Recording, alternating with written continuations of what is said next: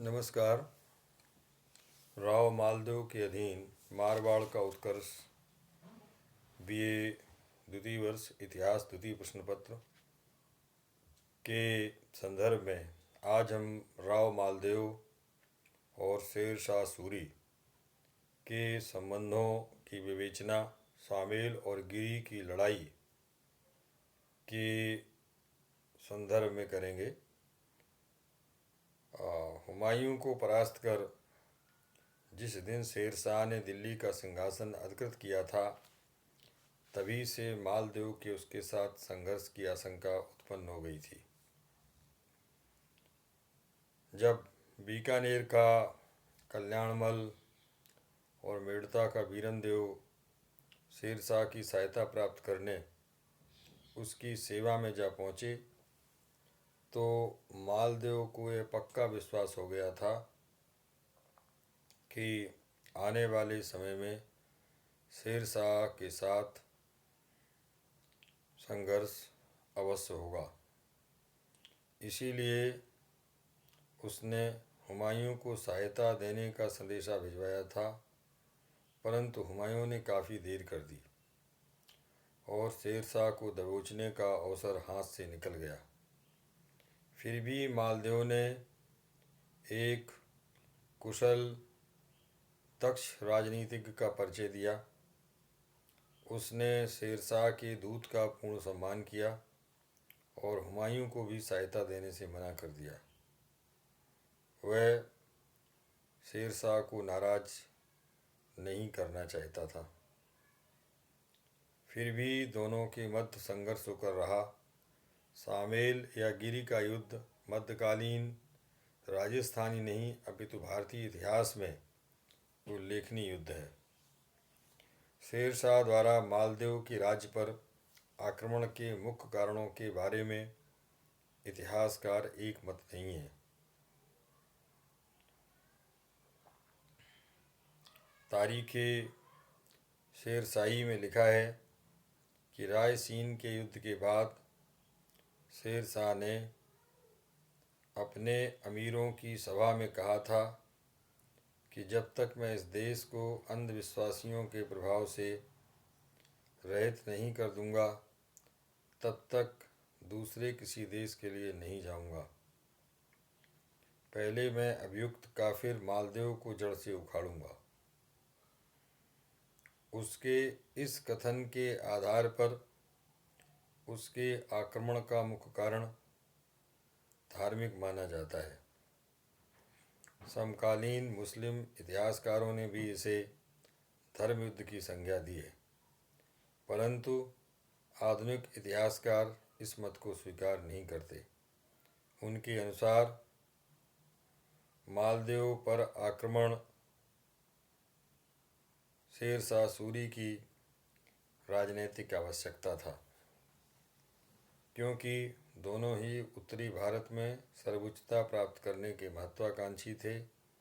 दोनों ही विस्तारवादी नीति में विश्वास रखते थे। अतः शेर शाह के लिए मारवाड़ के विस्तृत राज्य को जीतना आवश्यक था।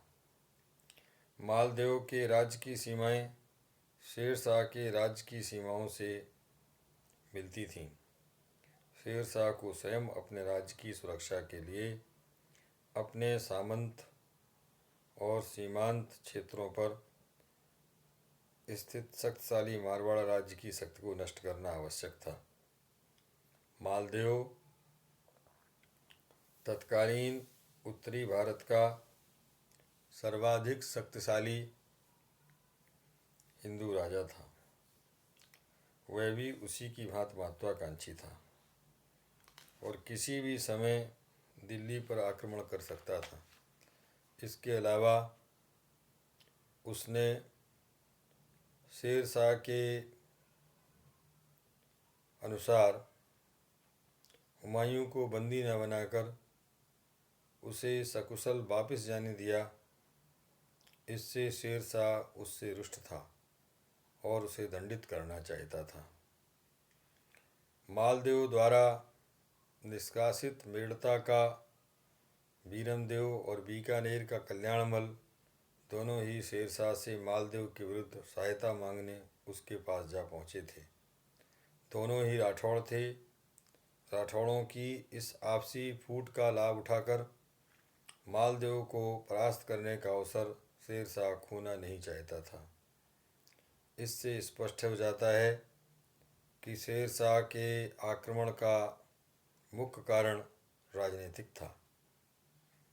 उपर्युक्त अनुकूल परिस्थितियों के उपरांत भी शेरशाह मालदेव पर तत्काल आक्रमण करने का साहस नहीं जुटा पाया। इसके लिए उसने पूरी सैनिक तैयारी की। दूसरी तरफ मालदेव भी सतर्क था, परंतु उसके लिए अनुमान लगाना कठिन था कि शेरशाह किस मार्ग से आक्रमण करेगा। एक संभावना यह थी कि शेरशाह पहले बीकानेर पर आक्रमण करे और फिर बीकानेर को आधार बनाकर मारवाड़ पर चढ़ाई करे। दूसरी संभावना यह थी कि शेरशाह पहले अजमेर पर आक्रमण करेगा, वहाँ से मेड़ता और फिर जोधपुर पर। परंतु शेरशाह इन दोनों मार्गों से आक्रमण करना नहीं चाहता था, क्योंकि इन मार्गों पर राठौड़ों के सुदृढ़ किले थे, जिन्हें अधिकृत करने में उसकी शक्ति काफ़ी क्षीण हो सकती थी। अतः वह ऐसे मार्ग से आक्रमण करना चाहता था जिससे उसे सुदृढ़ किलों का सामना न करना पड़े और जिस मार्ग की मालदेव कल्पना न कर सके, और वह अचानक मालदेव पर टूट पड़े। धोखाधड़ी के इस खेल में वह कुशल था और हुमायूं को इस नीति के द्वारा उसने दोनों बार पराजित किया था। फारसी तवारीखों के अनुसार उसने 80,000 सैनिकों तथा एक शक्तिशाली तोपखाने के साथ आगरा से प्रस्थान किया। उसने जानबूझकर मारवाड़ का सीधा मार्ग नहीं पकड़ा। इसके विपरीत वह आगरा से दिल्ली नारनौल होता हुआ फतेहपुर शेखावाटी पहुंचा और यहाँ से रेतीले मार्ग को पार कर डीडवाना पहुंचा। डीडवाना में मालदेव का सेनानायक कूपा मोर्चा जमाए हुए था। शेरशाह ने उसे आसानी से परास्त कर खदेड़ दिया। कूपा ने शेरशाह की गतिविधियों से मालदेव को सूचित कर दिया था। डीडवाना से शेरशाह अजमेर अथवा जोधपुर की तरफ बढ़ सकता था, परंतु इन दोनों ही स्थानों पर मालदेव ने मजबूत मोर्चाबंदी कर रखी थी। अतः शेरशाह डीडवाना से बाबरा नामक स्थान पर पहुंचा। यह स्थान अजमेर से 28 मील दूर था। उधर मालदेव भी अपनी सेना सहित गिरी नामक स्थान पर पहुंच गया। यह स्थान शेरशाह के शिविर से केवल 12 मील की दूर था। वर्तमान में गिरी या सुमेल, ये बर और ब्यावर, अजमेर ज़िले का जो ब्यावर है उसके पास ही स्थित है। पहाड़ियों की भौगोलिक स्थिति से युद्ध के घमासान का अनुमान सहज में लगाया जा सकता है। गिरी सुमेल का युद्ध मालदेव की शक्तिशाली सेना से जब हुआ तो दोनों सेनाओं में तुमुल युद्ध किया।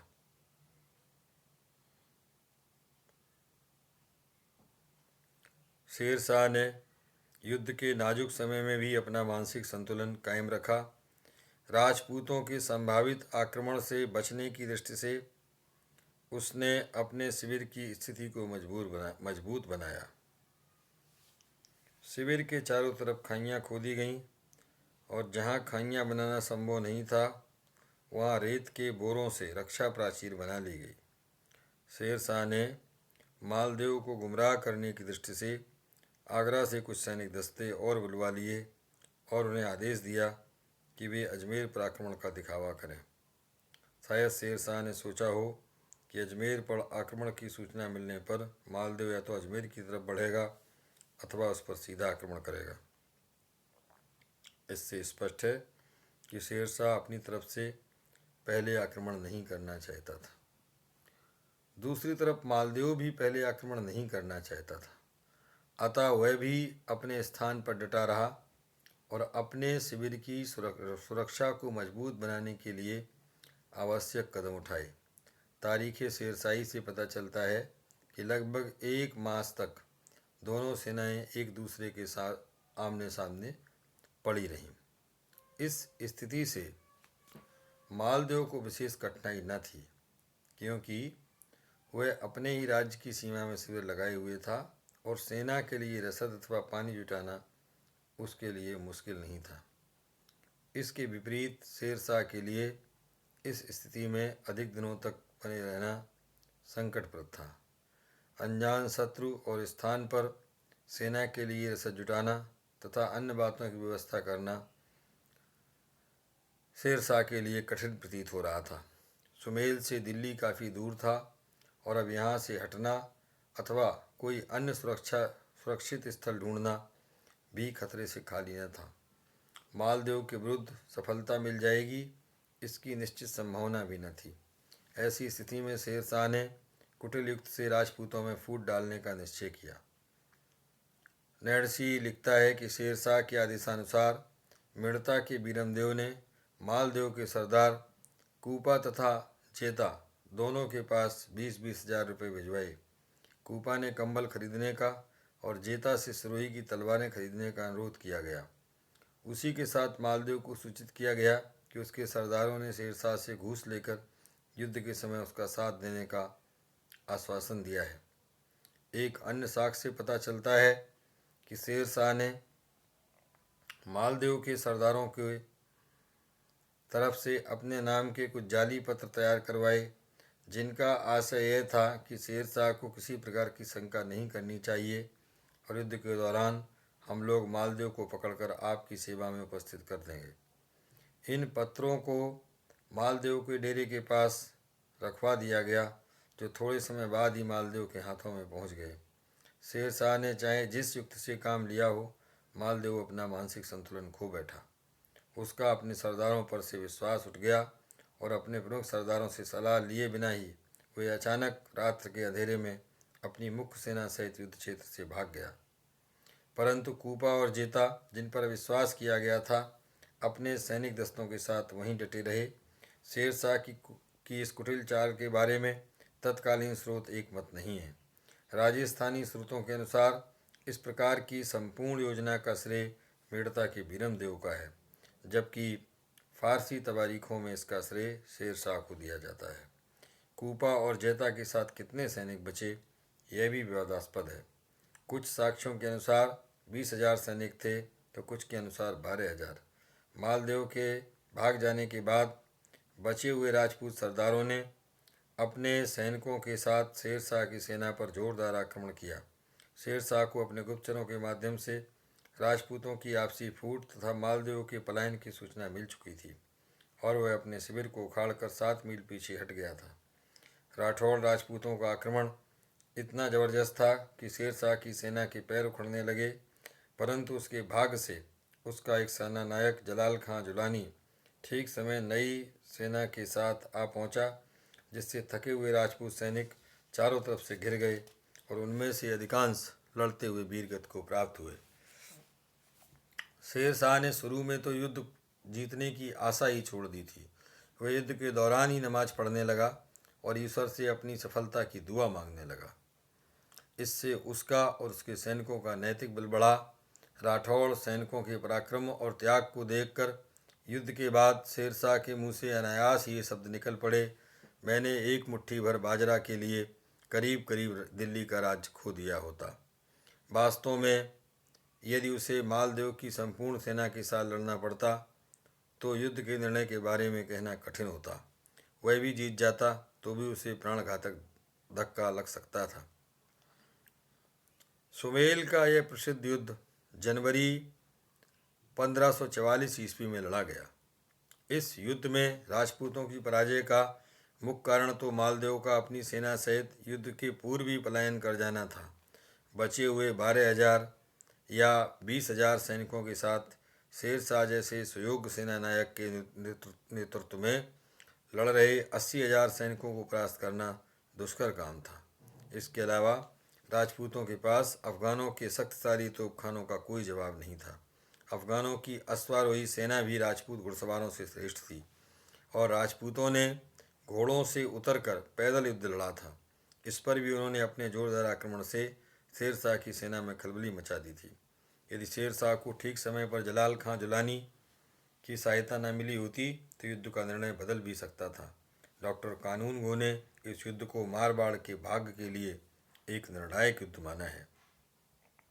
उनके अनुसार सेना नायकों के साथ लगभग 8-10 हज़ार राजपूत सैनिकों को खो देने से मालदेव की सैनिक शक्ति काफ़ी कमज़ोर हो गई। डॉक्टर गोपीनाथ शर्मा का विचार है कि इस युद्ध के बाद राजपूतों के वैभव और स्वतंत्रता का अध्याय समाप्त हो गया। इसके पात्र पृथ्वीराज चौहान, हमीर चौहान, महाराणा कुंभा, महाराणा सांगा और मालदेव थे।